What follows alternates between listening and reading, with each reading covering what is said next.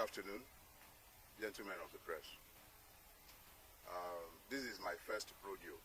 I've never had to ask to speak to you like this, especially at such close quarters.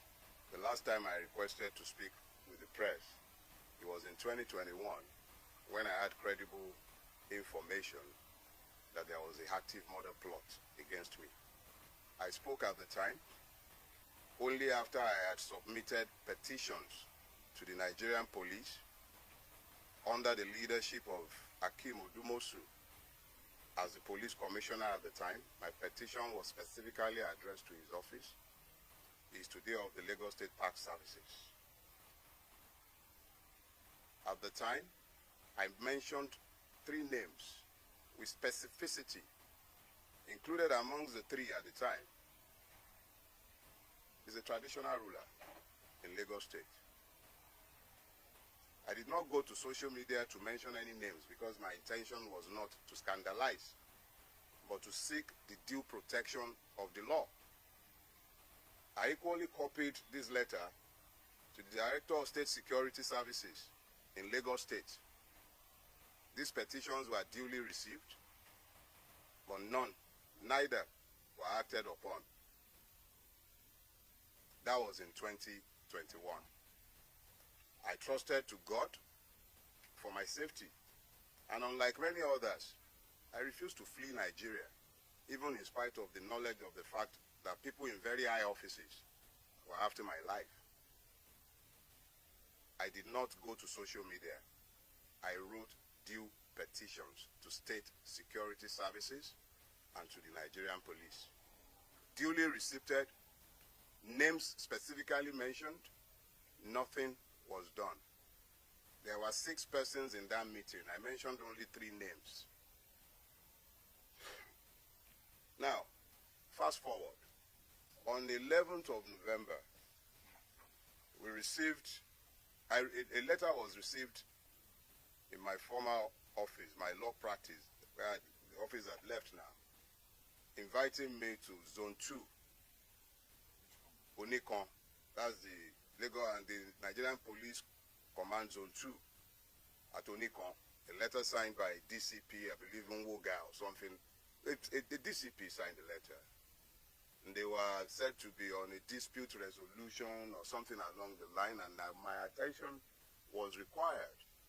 I received that letter on Monday the 11th, right? Yes, Monday the 11th. And I was required to come on Wednesday the 13th.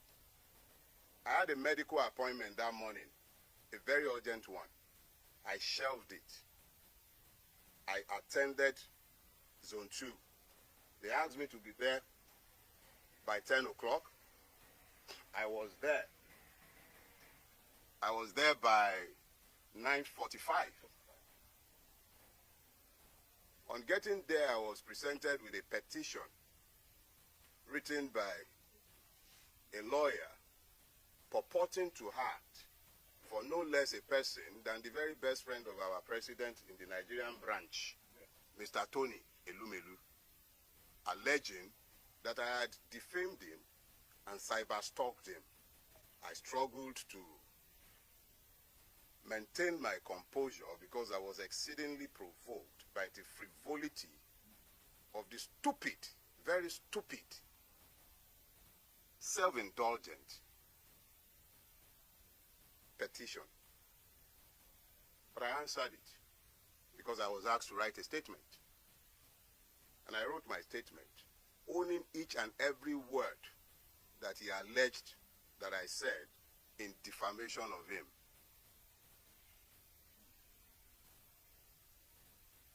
The IPO then took my statement and the file to see the DCP, who had signed my letter of invitation, and I was asked in. I'm giving you this background because they are all germane. Yeah. The gentleman, I believe DCP Nwoga, then said I should be given bail and I should go. And whenever they needed me, they would send for me. And I felt that this was classic police harassment. So I told the gentleman, I have written a statement in response to a clear allegation. There are no ambiguities. I have not denied what he claimed that I said. But I am saying that there is absolutely no crime. There is absolutely no crime to be found in what I have said. And what did I say? Somebody asked me on Twitter. Somebody tagged me and asked a question. The person asked if I thought Mr. Tony Elumelu might, in 2027, support a person like Peter Obi to become the president of Nigeria, just as Elon Musk had done similarly in America.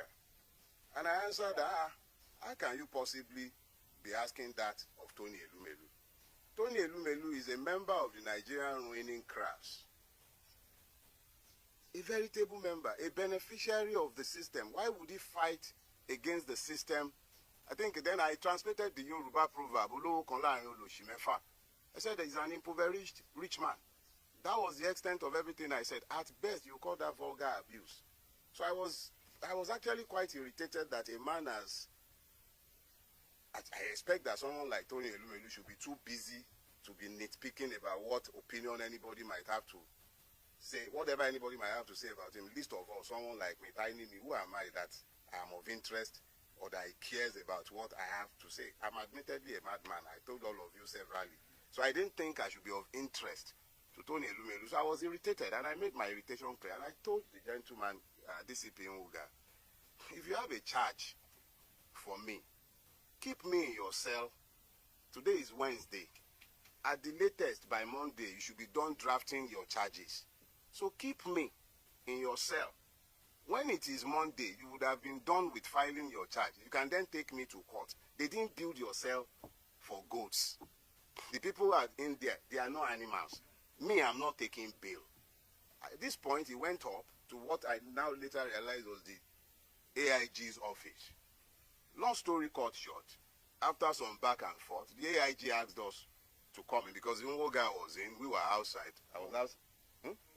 Nwuga. You pardon me, I don't know how to pronounce this, everything. So we were outside and we were eventually asked to come in. And it was at that point that I recognized that lawyer. The lawyer who wrote the petition had been hanging around whilst my statement was being taken, whilst I was in the DCP's office. I didn't know who he was, but now he was in the AIG's office. And the AIG asked him, do you have the authority of Mr. Elumelu to write this petition? He said, yes, he did. So the AIG said, well, you would have to tell your client to write us himself under his own hand to ask for Mr. Farotimi's prosecution. I was incensed that he would be asking that. But I could also recognize the delicacy of his position. Here is the very best friend of Mr. President who just went to France with him, demanding the prosecution of an irritant like me. Who was I? But the AIG used his discretion, and me, I'm a Yoruba boy. When somebody has tried to diffuse a situation, I accepted the way he diffused the situation. So he asked us to go. He told the man who had been talking bail that Mr. Farotimi is not unknown to you. When you asked him to come, he came at your invitation.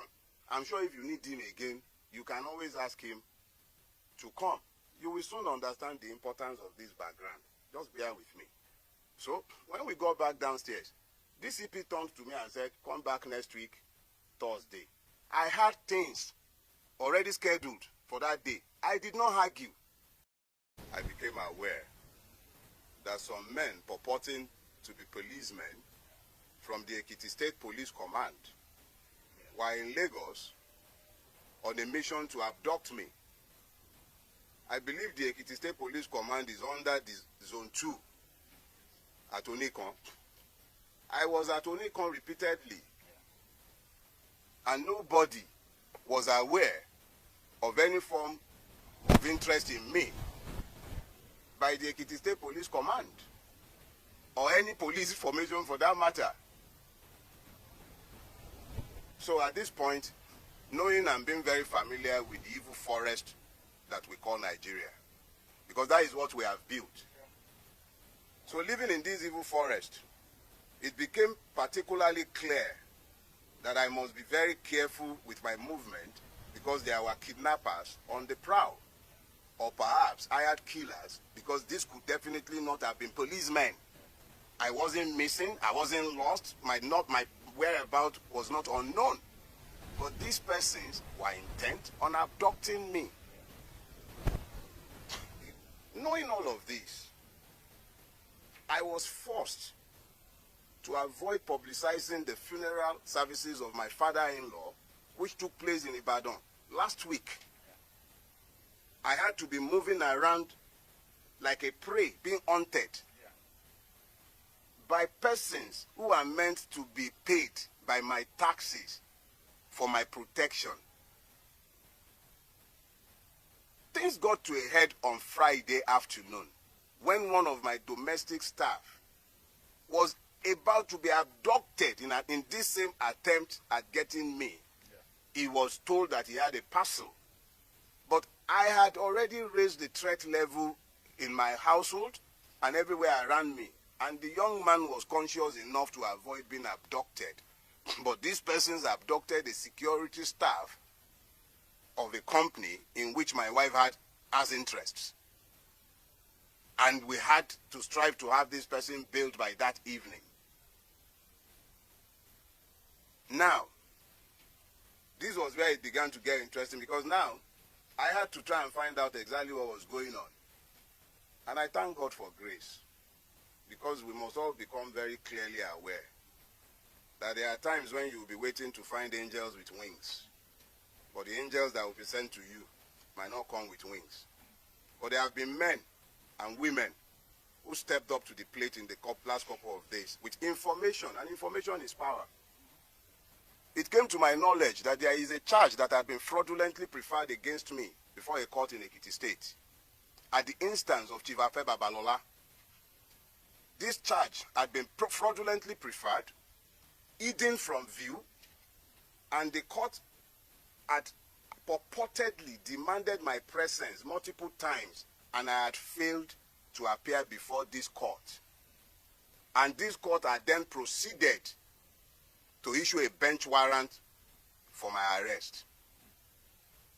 This is classic Afe Babalola. I detailed his corruptive influence in my book, Nigeria and its Criminal Justice System. And what he has done is exactly what he has always done in hiding, but he has done it this time again. And the calculations were that I would have been picked up, taken before this judge who must have either been compromised or misled in Ekiti. And I would have been remanded in prison custody for being somebody who was meant to face trial and who had refused to bring himself to court. I am reliably informed that social media influencers had been paid to spin these narratives after my arrest. Human rights activists have been positioned to start speaking after my arrest, including one Agbaya. High offices in this country have been compromised in pursuit of my persons. High offices, from the Inspector General's office, because the police have been subverted.